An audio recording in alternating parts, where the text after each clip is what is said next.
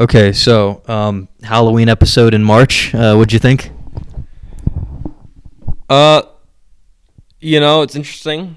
It's the first time we saw the news broadcast of the midget in a bikini. Okay, yeah. So that's You know fun. that reference? Yeah. Yes.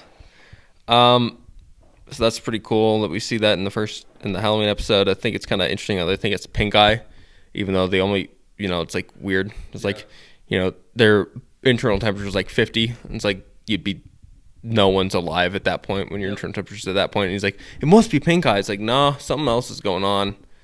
I would like to see a funny version of this with like Doctor House, but Okay. but no, it was interesting. I guess the costume contest didn't work out. I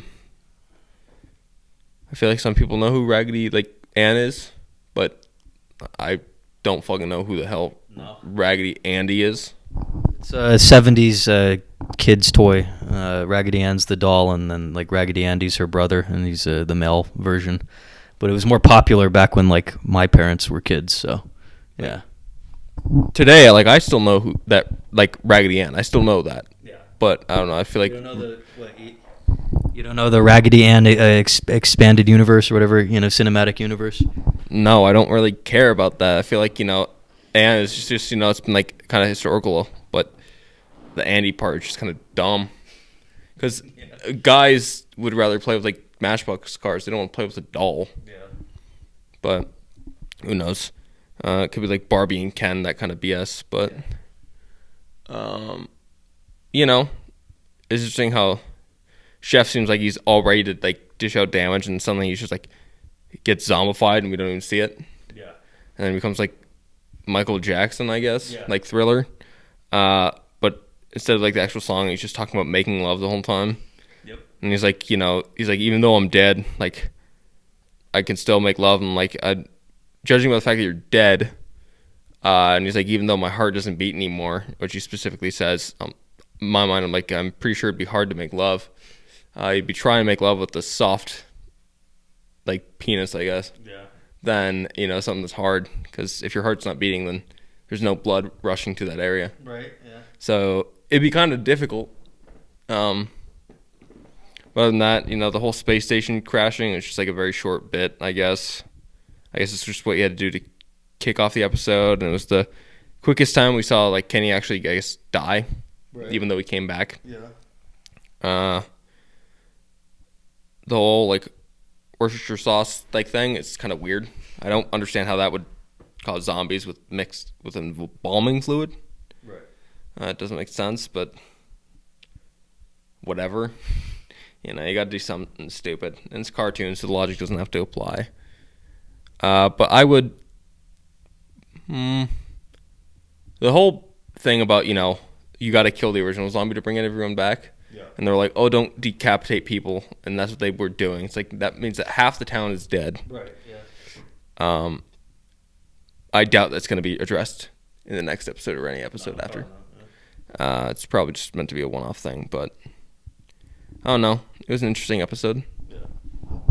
I guess it's technically the edgiest episode too, because it showed two costumes, Cartman's Hitler costume and Cartman's KKK costume. What'd you think of those?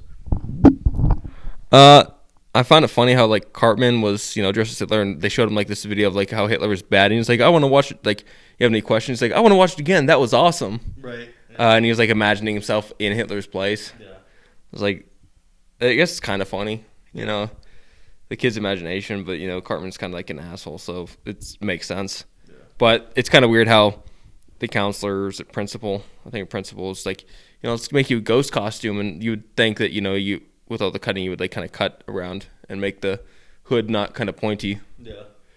I wonder if it's like a duvet cover or something like that to get that. Yeah.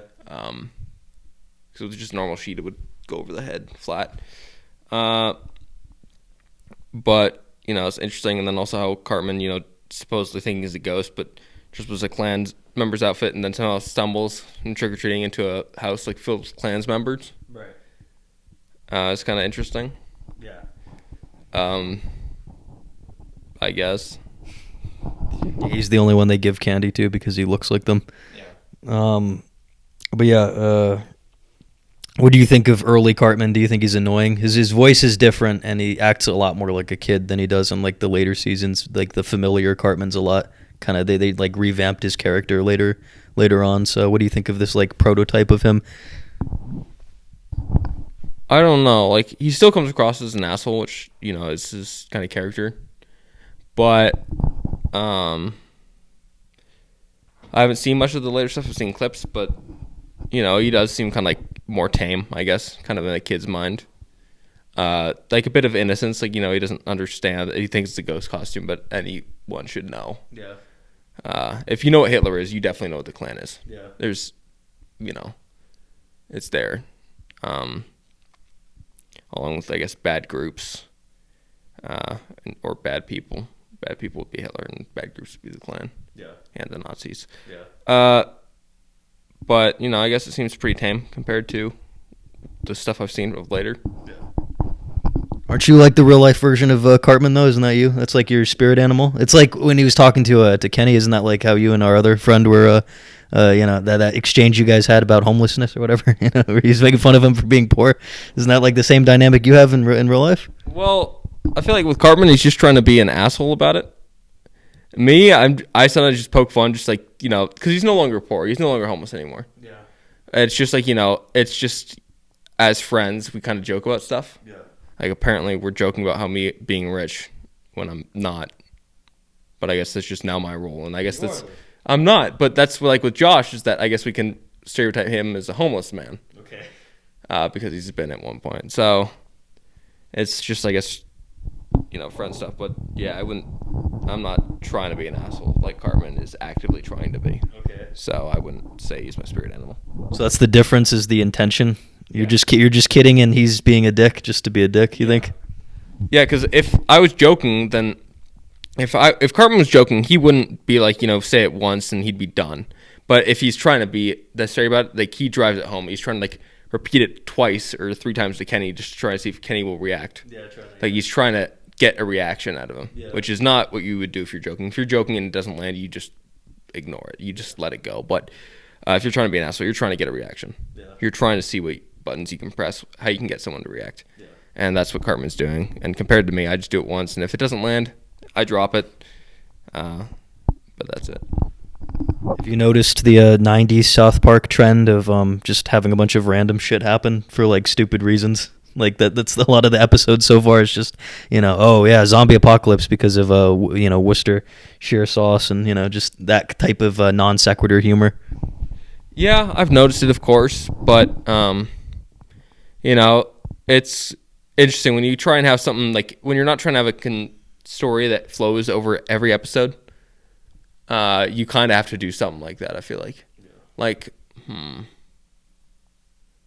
trying to think of a show that does that. Well, it's like, let's say like you take a show like maybe The Flash. Okay. Like something happens in one episode. Oh, I'm saved, and then suddenly the new episode, there's some random bullshit that happens, and you have to do something new again. Yeah. Or any superhero thing, I'm assuming, would do that. Yeah. So it's like that, where if you're doing a story that's not like consecutive, like there's a story for one episode and then it continues to the next, you got to have something in there, and it's going to be hard to really introduce that. Yeah. Yeah, there's no like overarching like continuity or serialization yet. It's kind of episodic. Just one episode is separate from the other. Things don't carry over necessarily, because if they did, then, you know, the huge consequences would be, you know, like kind of destroying the show, like the fact that half the town dies. You know, in this one, you can't really carry that over unless you're going to do something with it, which they do in like later seasons with serialization and stuff. But that's a long way from now. But yeah, I guess the only other thing is just what do these episodes feel like old to you watching them? Do they feel dated? Do they feel like they're from the 90s? Like, can you tell based on the humor and the like creative choices that they've gone with so far? I don't know. Like art style wise, yeah, it doesn't seem like it's changed too much. You know, because art style for South Park is very simple. It started off with like little cutouts and moving them around, and it took forever to make. But then eventually it went to computers, so it's not going to change too much. Yeah. But I don't even know what you would consider like humor is humor, and the problem with humor is that it's just, you know, certain people find things funny. guess, yeah. Like someone might find like a dark joke funny, and someone might be like, "That's offensive," or "That's disgusting." So humor just it kind of changes throughout the times, but it really is just up to the person that hears it. Like whoever's performing, it's up to the audience to determine. Yeah. So I don't feel like it's changed from what I've seen.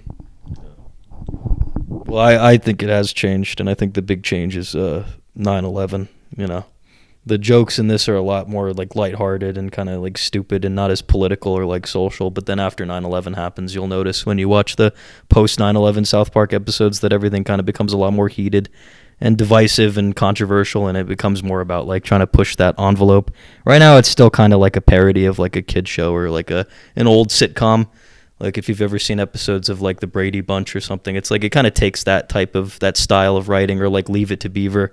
It takes that and it just makes it kind of like, you know, a more like it's just a more irreverent kind of take on that. But yeah, I'd give this episode like a 6.5. What about you? Oh no, it seemed like it had a pretty good flow. Interesting to watch. Like I guess the humor isn't all there. It's just the beginning of the South Park series. Oh no. Like I know it can be better and there's room for improvement, so I don't know, like a 6. Okay.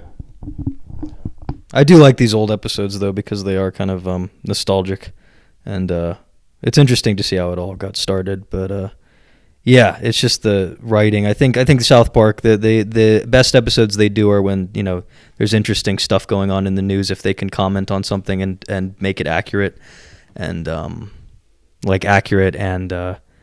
insightful, and like, you know, you'll see that in like later seasons where they actually make really good points. It's not just funny, it's also like, you know, oh yeah, it's like it's like, okay, you know, I like understand a certain issue or like a certain, you know, event more from having watched this. Like it can be kind of educational actually, but yeah, I'd say this is you know, it's not too bad. I'd give it a 6.5. You give it a 6, and yeah.